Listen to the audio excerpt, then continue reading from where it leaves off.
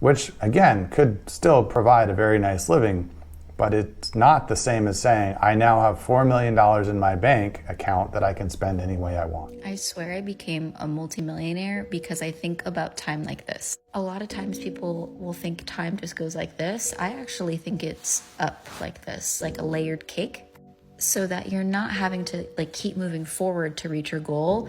All you have to do is just sidestep and it just drops in. Because at the beginning of 2023, I was like, that's it. I'm making $1 million this year.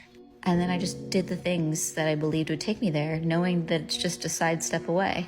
And then in 2024, I said, my company will be a $4 million company this year. And in the last 10 weeks, I've made over $1 million. I think because I don't believe it takes a lot of work to get there. I think it's just a sidestep. All right, I don't know what drugs she's taking, but I have not been taking the same drugs. I don't know how you sidestep to success, and I don't know how you realign the way time works, possibly with drugs.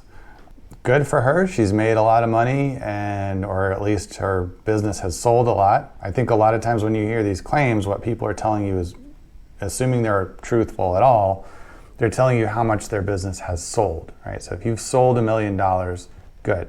Overall, customers have paid $1 million to buy whatever you're selling, products or services. But really the question is, how much of that have you kept? And if you're doing an e-commerce business or you're selling products, the answer might be not that much.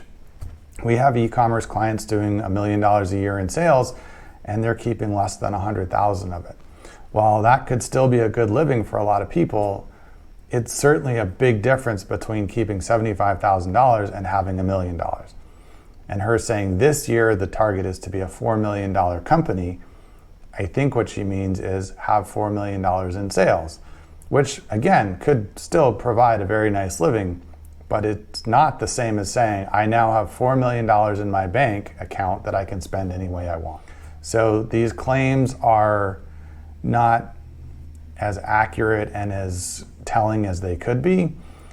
And separately from that, the whole step sideways to change the way time works, I don't know, maybe that makes sense to some of you, but it makes zero sense to me. I don't know how to do anything with that advice other than to, again, sort of wonder what drugs she's taking and whether or not they'd help.